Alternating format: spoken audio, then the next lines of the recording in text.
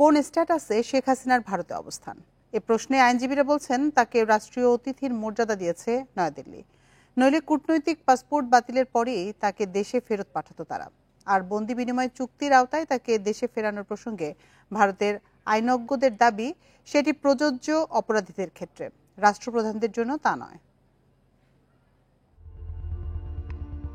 ছাত্র জনতার অভ্যুত্থানে আওয়ামী লীগ সরকারের পতন হয় ৫ আগস্ট। এরপর থেকেই ভারতে অবস্থান করছেন সাবেক প্রধানমন্ত্রী শেখ হাসিনা। বাংলাদেশের সঙ্গে সই হওয়া সংশোধিত ট্রাভেল অ্যারেঞ্জমেন্ট অনুযায়ী কূটনৈতিক বা অফিসিয়াল পাসপোর্ট থাকা ব্যক্তিরা একে অন্যের দেশে ভিসা ছাড়াই থাকতে পারবেন ৪৫ দিন। তবে শেখ হাসিনার ক্ষেত্রে সে মেয়াদও শেষ হয়ে গেছে ১৮ সেপ্টেম্বর। এছাড়া গত মেয়াদের সব কূটনৈতিক পাসপোর্ট অন্তর্বর্তী সরকার বাতিল করায় প্রশ্ন উঠেছে, তাহলে সাবেক প্রধানমন্ত্রী ভারতে থাকছেন কোন মর্যাদায়? তবে সেটি রাজনৈতিক আশ্রয় না শরণার্থী, তা নিয়ে নীরব ঢাকা দিল্লি। নর্মালি এটা হলো ক্যালেন্ডার ডে, কিন্তু বিয়ন্ড দ্যাটও কিন্তু থাকতে পারে না এমন কোনো কথা নাই। আমাদেরও অনেকেই বিভিন্ন দেশে থেকেছে পাসপোর্ট ছাড়া। আমরা কোনো আগ্রহ প্রকাশ করিনি এখন এই ব্যাপারে অফিসিয়াল। তবে আইনজীবীদের ব্যাখ্যা, শেখ হাসিনাকে ভারতে স্বাগত জানানো হয় সরকারিভাবে। ঢাকার চোখে তিনি পালিয়ে গেছেন, আর ভারতের বক্তব্য সেখানে যাওয়ার ইচ্ছের কথা জানান শেখ হাসিনা। তাতে দিল্লি রাজি হয়েছে। এসবই প্রমাণ করে সাবেক প্রধানমন্ত্রীকে অতিথি হিসেবেই দেখছে মোদী সরকার। ফলে ইন্ডিয়া যেমন তাকে রাখতে পারে না, তাকে আবশ্যিকভাবে অব্লিগেটরি যে তাকে ডিপোর্ট করতেই হবে, সেই যে বাধ্যবাধকতা আছে, ইন্ডিয়া সেই বাধ্যবাধকতা কিন্তু পালন করেনি। সুতরাং এর থেকেই বোঝা যায় যে ইন্ডিয়া শেখ হাসিনাকে সাধারণ নাগরিক হিসেবে তাকে আশ্রয় দিয়েছে, সেটা বলা যায় না। তাকে রাষ্ট্রীয় অতিথির মর্যাদায় তাকে আশ্রয় দিয়েছে। আইন অনুযায়ী যদি বিবেচিত হয়, শেখ হাসিনা ইন্ডিয়ার থেকে অন্য কোনো দেশে যেতে পারেন না। এদিকে শেখ হাসিনার বিরুদ্ধে গণহত্যা সহ ১৫০ বেশি মামলা হয়েছে সারা দেশে। বিচার শুরু হলে বন্দি বিনিময় চুক্তির আওতায় তাকে ফেরত চাইবে ঢাকা। ভারতের আইনজীবী একে অসম্ভব বললেও সম্ভব বলছেন দেশের আইনজীবীরা। পেতে পারে না তো। সেই অর্থে রাষ্ট্রপ্রধানদের বিরুদ্ধে কোনো রকম চুক্তি নেই, কোনো রকম আইন নেই। যেটা বাংলাদেশের সঙ্গে ভারতের চুক্তি আছে, প্রত্যাপন চুক্তি, সেটা অপরাধীদের। যার শাস্তি ১ বছরের বেশি হয় তার ক্ষেত্রেই এই চুক্তিটা প্রযোজ্য হয়। সুতরাং এই চুক্তিটি প্রেসিডেন্ট, প্রাইম মিনিস্টার, রাষ্ট্রীয়ভাবে উচ্চ পদমর্যাদায় যদি কেউ থাকে তার ক্ষেত্রে প্রযোজ্য হবে না, এই চুক্তিতে এমন কিছু বলা নেই। তবে বিশ্লেষকরা বলছেন শেখ হাসিনার বিষয়টি রাজনৈতিকভাবে দেখছে দিল্লি, আর এক্ষেত্রে সামলে রাখছে আওয়ামী লীগের সঙ্গে ঐতিহাসিক সম্পর্ককে। Nafiza Daula, independent news, Dhaka. গণহত্যার অভিযোগে আন্তর্জাতিক অপরাধ ট্রাইব্যুনালে পৃথক আরও ৩টি অভিযোগ দায়ের করা হয়েছে। এতে আসামি করা হয় সাবেক প্রধানমন্ত্রী শেখ হাসিনা, বিগত সরকারের প্রভাবশালী মন্ত্রী, এমপি সহ প্রায় ১৫০ জনকে। ছাত্র জনতার আন্দোলনে শহীদদের পরিবারের পক্ষে এবার গণহত্যার অভিযোগ করলেন জাতীয় নাগরিক কমিটি। বৃহস্পতিবার সকালে আন্তর্জাতিক অপরাধ ট্রাইব্যুনালে তারা এ অভিযোগ করেন। যাত্রাবাড়িতে পুলিশের গুলিতে নিহত দনিয়া কলেজ শিক্ষার্থী সাকিব হাসান ও লক্ষ্মীপুরের বাসিন্দা চট্টগ্রাম পলিটেকনিক ইনস্টিটিউটের শিক্ষার্থী ওসমান গনি নিহতের ঘটনায় আনা হয় অভিযোগ। এছাড়া মিরপুরের শিক্ষার্থী আহনাফের মা পারভিনও গণহত্যার আরেকটি অভিযোগ দায়ের করেন। ৪ তারিখ যখন ও যায়, আমি ৩ তারিখ ওকে। সেদিনের ঘটনার বর্ণনা দেন শিক্ষার্থীদের অভিভাবকরা। তো আমরা যতক্ষণে ওখানে যাই ততক্ষণে ওর লাশটা সোহরাওয়ার্দী মর্গে নিয়ে চলে যায়। আমার সন্তানের মাথার ভিতরে পিছনে গুলিটা লাগছে, আর পিছনে ডাইন সাইডে যে সিনা বরাবর গুলি লাগছে। ওসমান হত্যায় সাবেক প্রধানমন্ত্রী শেখ হাসিনা সহ ৫ জন এবং সাকিব হত্যায় সাবেক স্বরাষ্ট্রমন্ত্রী, আইনমন্ত্রী সহ ২৫ জনকে আসামি করা হয়। এছাড়া আহনাফ হত্যায় অজ্ঞাতনামা শতাধিক ব্যক্তিকে আসামি করা হয়েছে। ভুক্তভোগীদের বিনামূল্যে সব ধরনের আইনি সহায়তা দেয়া হবে বলে জানিয়েছে জাতীয় নাগরিক কমিটি। যেসব শিক্ষার্থী অত্যাচার নির্যাতনের শিকার হয়েছেন তাদেরকে ন্যায় বিচার প্রাপ্তির লক্ষ্যে জাতীয় নাগরিক কমিটি প্রো বোনো সার্ভিস তথা বিনামূল্যে আইনি সহায়তা প্রদান করবে। তবে অগ্রাধিকার ভিত্তিতে অভ্যুত্থানের শহীদদেরকে প্রাথমিক সার্বিক আইনি সহায়তা প্রদান করবে। আন্তর্জাতিক অপরাধ ট্রাইব্যুনালের চিফ প্রসিকিউটর তাজুল ইসলাম জানান, সুষ্ঠু ও ন্যায় বিচার নিশ্চিতে কাজ করবে ট্রাইব্যুনাল। আজকে আমার ব্রিফিংয়ে আসার এটা অন্যতম প্রধান কারণ ছাত্রছাত্রীদেরকে আশ্বস্ত করা যে তারা এখানে নির্ভয়ে এসে সাক্ষ্য দিতে পারে, ঘটনাগুলো জানাতে পারে এবং তাদের নিরাপত্তা দেওয়ার দায়িত্ব রাষ্ট্রের এবং আমাদের। চিফ প্রসিকিউটর আরও জানান, হতাহতদের স্বজন বা সহপাঠীরা ট্রাইব্যুনালে অভিযোগ নিয়ে আসলে গোপনীয়তা বজায় রেখে আইনি সকল সহায়তা নিশ্চিত করা হবে। আপনাদের দিকটাও দেখে আমরা হয়তো কথা বলি। Buddhadeb Kundu, independent news, Dhaka. Doctor Mohammad ইউনূসের নেতৃত্বাধীন অন্তর্বর্তীকালীন সরকার ঠিক পথে এগুচ্ছে কিনা এমন প্রশ্নে ভিন্ন ভিন্ন মত পাওয়া গেছে রাজনৈতিক দলগুলোর মধ্যে। বিএনপি মনে করে জনগণের আশা আকাঙ্ক্ষার প্রতিফলন ঘটাতে পারেনি অন্তর্বর্তী সরকার। অন্যদিকে জাতীয় পার্টি ও জামায়াতে ইসলামী মনে করছে সঠিক পথেই আছে অন্তর্বর্তী সরকার। শহীদদের আত্মার মাগফিরাত কামনা করে ৮ আগস্ট ডক্টর মোহাম্মদ ইউনূসের নেতৃত্বে অন্তর্বর্তীকালীন সরকার ক্ষমতা গ্রহণের পর ঘুরে ফিরে আলোচনায় আসছে এই সরকারের মেয়াদ কতদিন থাকবে, সংস্কার ও নির্বাচন কতদিনের মধ্যে শেষ হবে। যদিও অন্তর্বর্তীকালীন সরকার এখনো সংস্কার ও নির্বাচন নিয়ে কোনো রোডম্যাপ ঘোষণা করেনি। শপথ গ্রহণ করতেছি যে রাষ্ট্র সংস্কারের শনিবার থেকে রাজনৈতিক দলগুলোর সঙ্গে বৈঠকে বসতে যাচ্ছেন প্রধান উপদেষ্টা। তাদের মতামতের ভিত্তিতেই শুরু হবে সংস্কারের পরবর্তী কার্যক্রম। আমরা কিছুই চাই না, কোনো কিছুই চাই না। বিএনপির এই স্থায়ী কমিটির সদস্য মনে করেন, অন্তর্বর্তীকালীন সরকারের উদ্দেশ্য হওয়া উচিত দ্রুত নির্বাচন দেয়া, তা না হলে ব্যর্থ হওয়ার শঙ্কা আছে। আমরা মনে করি তাদের প্রধান কাজ হলো একটা সুষ্ঠু নির্বাচনের ব্যবস্থা করা, কিন্তু তারা নির্বাচনের চাইতেও বেশি গুরুত্ব দিচ্ছে সংস্কারে।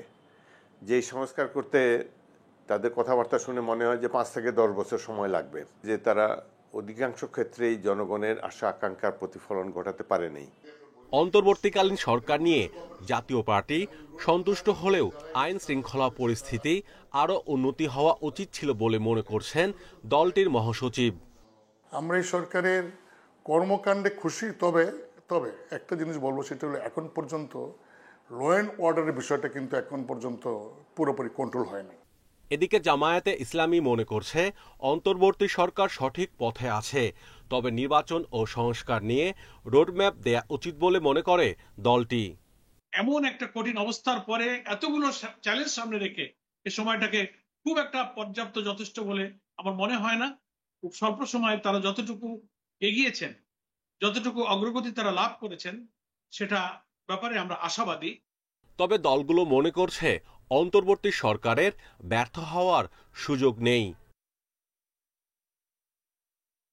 Mahmudul Hasan, independent news, Dhaka.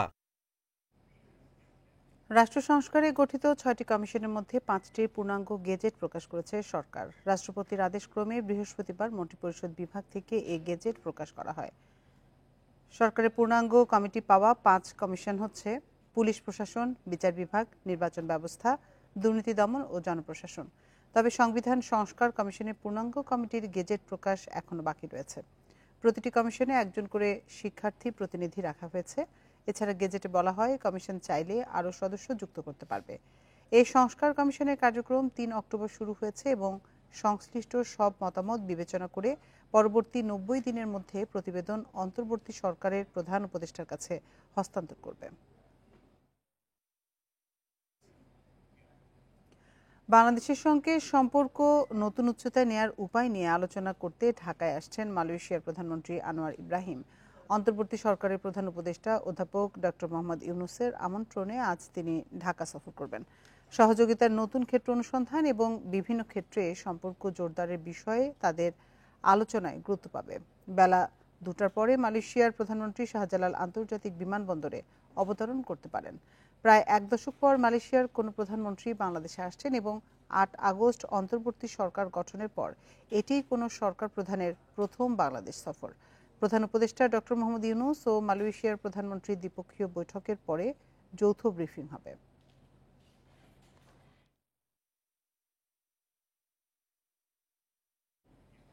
আপনারা দেখছেন ইন্ডিপেন্ডেন্ট সংবাদ। সম্পূর্ণ অটোমেটেড মেশিনে তৈরি সাপোর্ট ফাইবার গ্লাস শীট, ব্যবসা এবার হবেই হিট। সব মামলা প্রত্যাহার করে শিগগিরই তারেক রহমানকে দেশে ফিরিয়ে আনতে অন্তর্বর্তী সরকারের প্রতি আহ্বান জানিয়েছেন বিএনপির সিনিয়র যুগ্ম মহাসচিব রুহুল কবির রিজভী। বিএনপির আইনজীবীরা বলছেন, সরকার গেজেট প্রকাশ করে মামলা থেকে অব্যাহতি দিলে তার ফেরার পথে আর কোনো বাধা থাকবে না। 16 বছর ধরে যুক্তরাজ্যে নির্বাসিত জীবনযাপন করছেন বিএনপির ভারপ্রাপ্ত চেয়ারম্যান তারেক রহমান।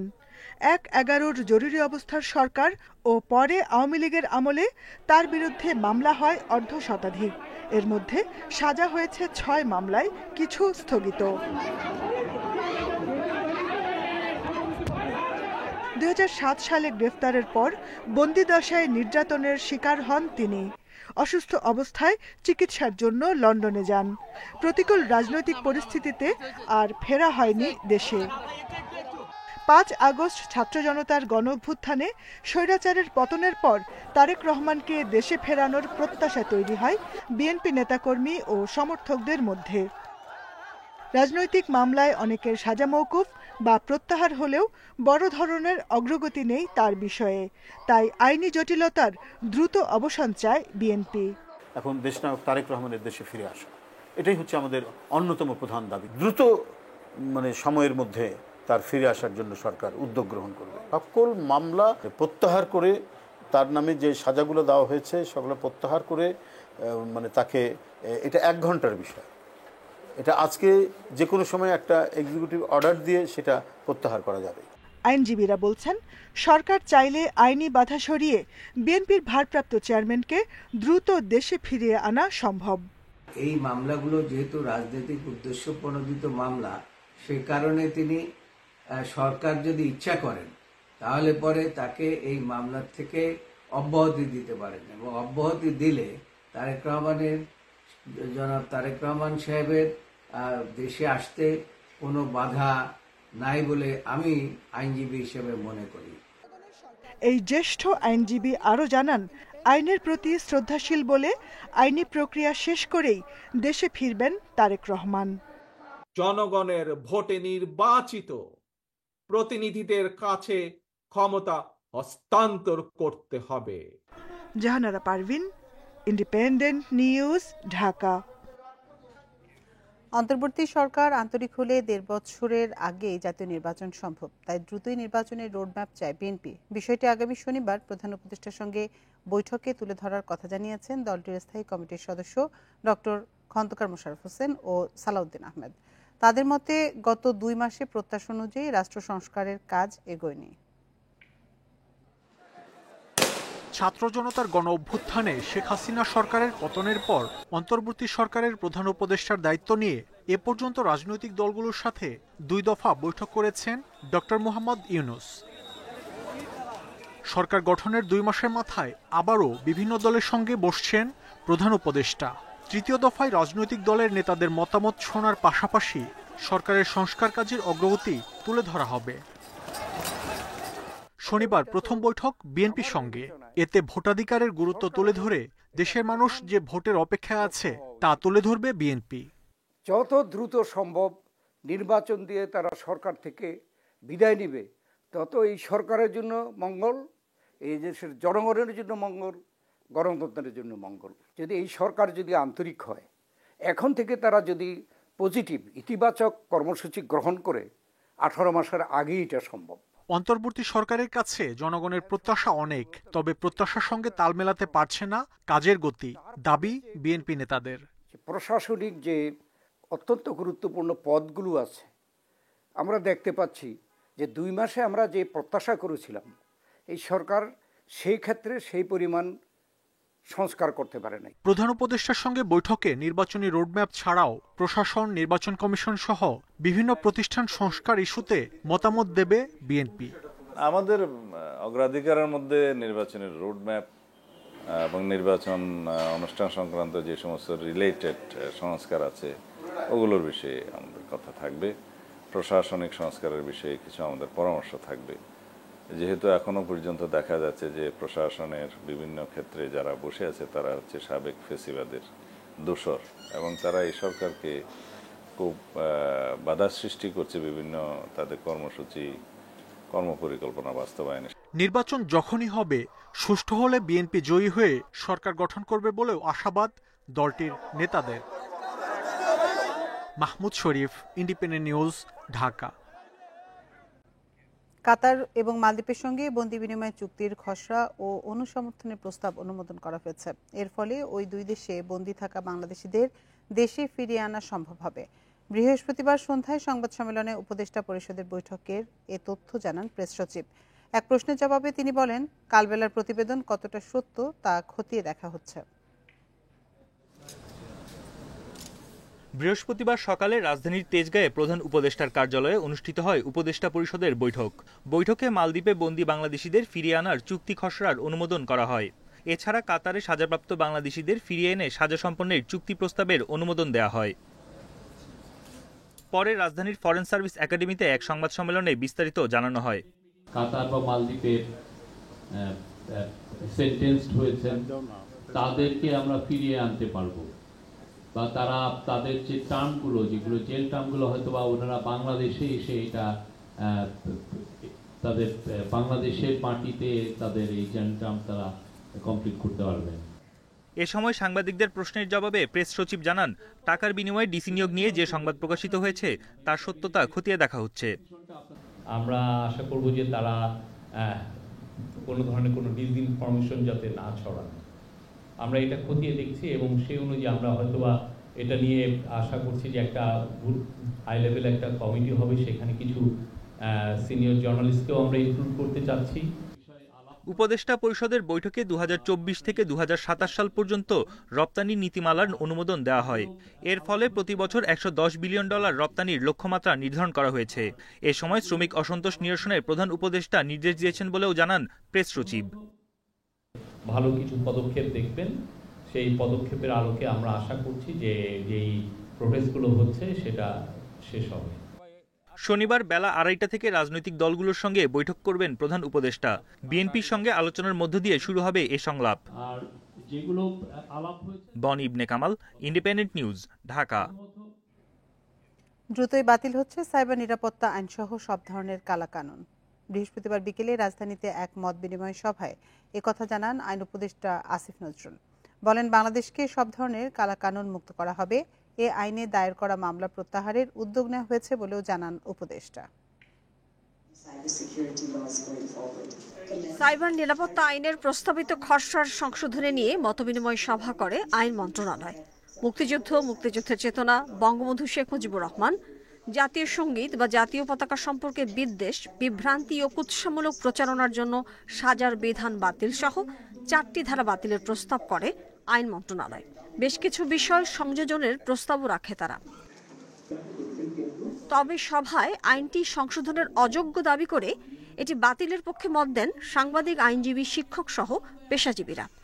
আমি আন্ডার 18 ছিলাম, কাগজপত্র দেখানো হলো, 2 বছর পলাতক দেখানো হয়েছে, দেখানো হলো যে আমি ভার্সিটিতে গিয়েছি, পড়াশোনা করেছি, সবকিছু করেছি, কিন্তু তারা সেই জিনিসগুলো মানেনি, আমাকে আদালতের মতো বিচার করেছে। এই ধরনের আইন আরো একটু স্পেসিফিক এন্ড ফোকাসড হওয়া দরকার। সাইবার নিরাপত্তার নামে, ডিজিটাল নিরাপত্তার নামে পুরো সমাজে নিরাপত্তাহীনতা সৃষ্টি করেছে, নিরাপত্তাহীনতা বোধ সৃষ্টি করেছে। কাজেই এই নামটাও থাকা উচিত না বলে আমি। তথ্য উপদেষ্টা জানান, আইনটি বাতিল না স্থগিত করা হবে, দ্রুত সেই সিদ্ধান্ত নেওয়া উচিত। আইনটাকে আসলে আমরা যতভাবেই সংশোধন করি না কেন, এই মনস্তত্ত্বটার কারণে কিন্তু মানুষের কাছে ওই অনাস্থাটা আসলে থেকে যাবে। এটা একটা বড় প্রবলেম। আমি কোনোভাবেই আসলে এই আইনটা সম্পূর্ণ সংশোধন করেও এই নামটাও যদি রেখে দেয়, তাহলেও মানুষ এই আইনটাকে বিশ্বাস করবে না। আসলে আইন উপদেষ্টা জানান, সকল কালা কানুন থেকে দেশকে মুক্ত করা হবে। অবশ্যই আমাদের ডিজিটাল সিকিউরিটি অ্যাক্ট বাতিল করা উচিত, সেদিকে আমরা যাব। ঠিক এই মুহূর্তে পুরাটা বাতিল করব নাকি স্পিচ অফেন্স সব বাতিল করে দিব, কথা বলে নিব, বাট আলটিমেট এটা বাতিল হবে। পরবর্তীকালে যখন নতুন আইন হবে, এটার বেসিক অ্যাপ্রোচ থাকবে সাইবার সুরক্ষা দেওয়া এবং নাগরিককে সুরক্ষা দেওয়া। সাইবার নিরাপত্তা আইনের মামলাগুলো প্রত্যাহারের উদ্যোগ নেওয়া হয়েছে বলেও জানান উপদেষ্টা। প্রযুক্তি নিরপেক্ষ হতে হয়।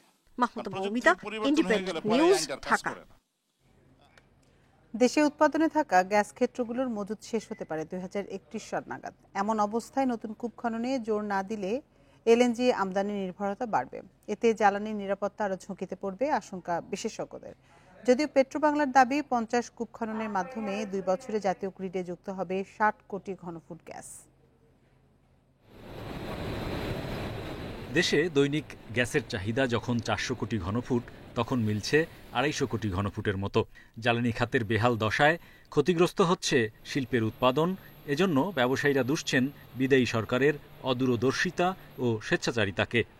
এই যে গ্যাসের সংকট, তাহলে ওনাদের পরিকল্পনাটা কোথায় ছিল? ওনারা কি ধরনের প্ল্যানিং করছে? ওনারা তো আমাদেরকে নিয়ে চিনিবিনি খেলছে। একটা ইন্ডাস্ট্রিয়াল সেক্টর, এখানে আপনি এত মস্কারা করলে তো হবে না।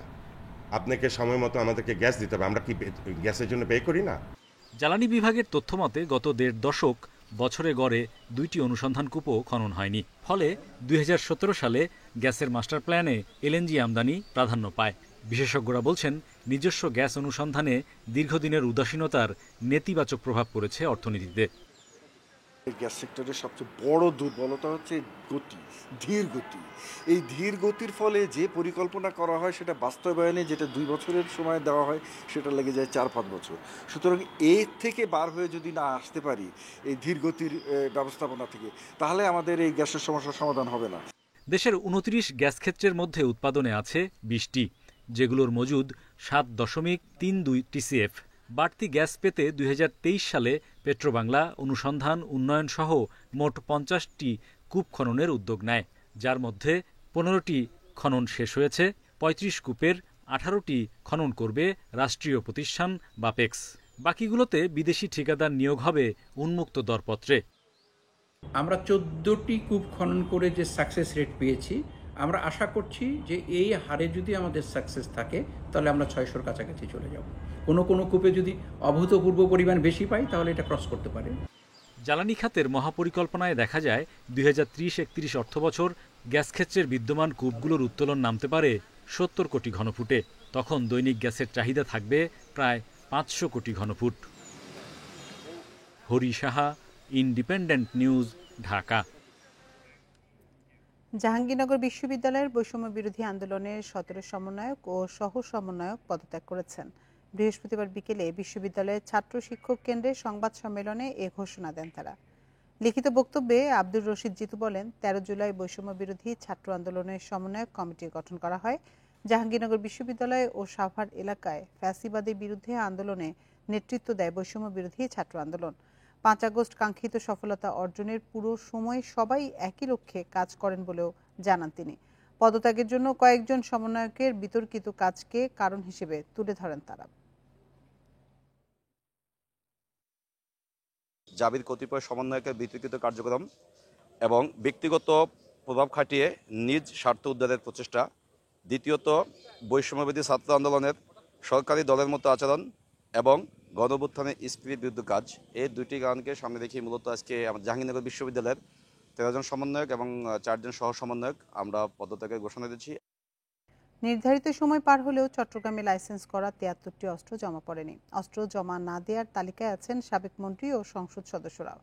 এছাড়া 5 আগস্ট থানায় হামলা করে লুট হওয়া 10% অস্ত্র ও গুলি এখনো উদ্ধার হয়নি।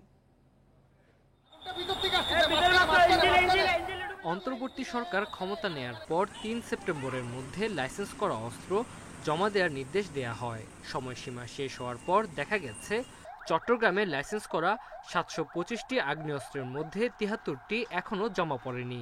অস্ত্র জমা না দেওয়ার তালিকায় আছেন সাবেক শিক্ষামন্ত্রী মহিবুল হাসান চৌধুরী নওফেল সহ অনেক রাজনৈতিক নেতা।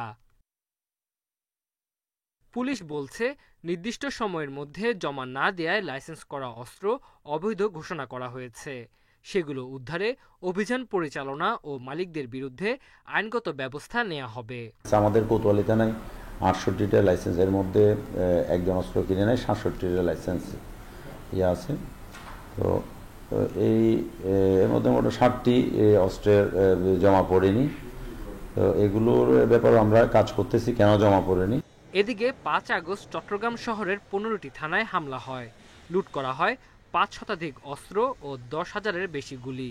পরে অভিযান চালিয়ে প্রায় 90% অস্ত্র ও গুলি উদ্ধার করা হয়।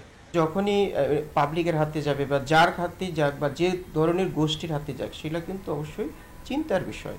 সুতরাং এই অস্ত্রগুলো যাতে কোনোভাবেই এই সন্ত্রাসী গোষ্ঠী বা নাশকতাকারীদের হাতে না যায়, সে ব্যাপারে কিন্তু আমাদের জোর প্রচেষ্টা অব্যাহত আছে।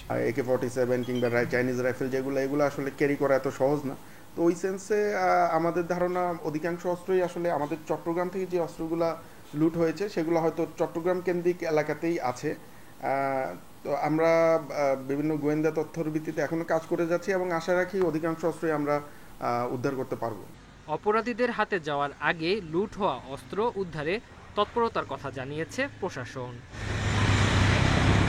Independent news. এ নিয়ে আরো জানাতে এবার চট্টগ্রাম থেকে আমাদের সাথে যোগ দিচ্ছেন সহকর্মী আহসান রিটন। আমরা প্রতিবেদনে যেমনটি দেখছিলাম যে এখনো চট্টগ্রামে লাইসেন্স করা 73টি অস্ত্র জমা পড়েনি এবং 10% অস্ত্র এবং গুলি এখনো উদ্ধার করা যায়নি। তো এ নিয়ে প্রশাসন কি বলছে, তাদের পদক্ষেপ কি?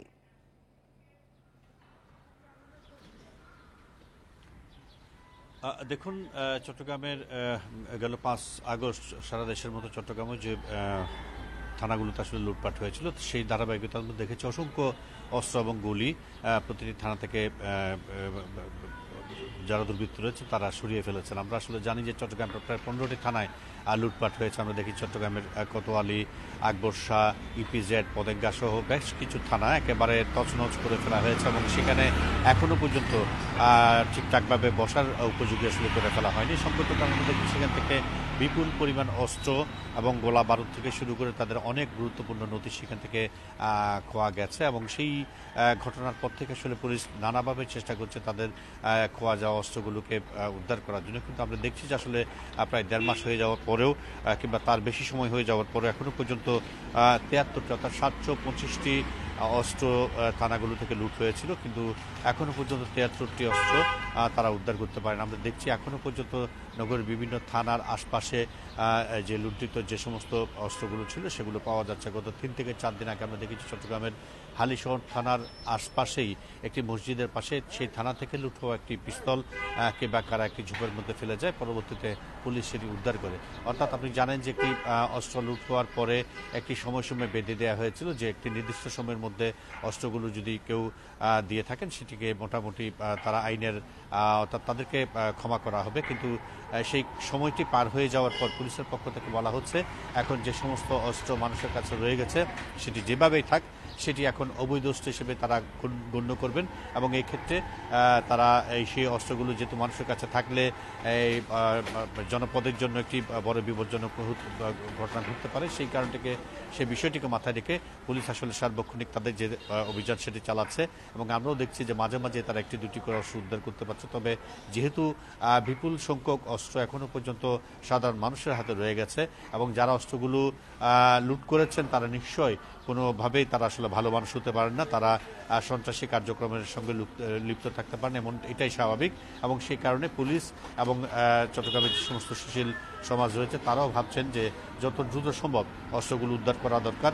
আমরা দেখছি পুলিশ, র্যাব এবং অন্যান্য যে সমস্ত বাহিনী রয়েছে তারা সবাই একযোগে কাজ করছে যে সমস্ত অস্ত্র খোয়া গেছে সেগুলো উদ্ধার করার জন্য এবং তারা ধারণা করছে যে তাদের যে সাঁড়াশি অভিযান সেটি চলমান থাকলে হয়তো অচিরেই তারা সমস্ত অস্ত্রগুলো উদ্ধার করতে পারবেন এবং জনমনে যে আতঙ্ক তৈরি হয়েছে সেটি থেকে মানুষকে তারা উদ্ধার করতে পারবেন। এই হচ্ছে চট্টগ্রাম থেকে অস্ত্র উদ্ধারের বিষয়ে আমার কাছে এখন পর্যন্ত সর্বশেষ।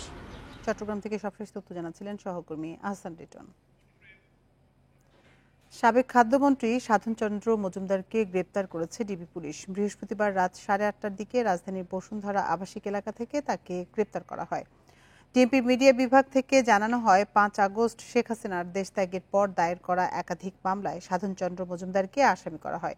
তবে কোন মামলায় তাকে গ্রেপ্তার দেখানো হবে সে সিদ্ধান্ত পরে নেওয়া হবে বলে জানিয়েছে পুলিশ।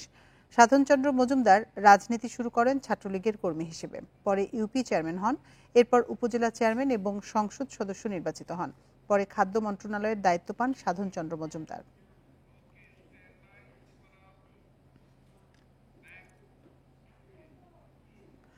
আশুলিয়ায় একটি কার্টনের ভেতরে মিলেছে অজ্ঞাত এক নারীর মাথাবিহীন মরদেহ। বৃহস্পতিবার রাতে উপজেলার কাঠগড়া চৌরাস্তা এলাকা থেকে মরদেহটি উদ্ধার করা হয়।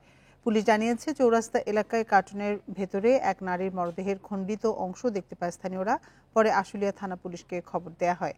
পুলিশ ঘটনাস্থলে এসে বাক্সটি খুলে নারীর মাথাবিহীন মরদেহ উদ্ধার করে। এই ঘটনায় অজ্ঞাত নারীর পরিচয় শনাক্ত ও খণ্ডিত দেহের অংশ উদ্ধারের চেষ্টা চলছে বলেও জানায় পুলিশ।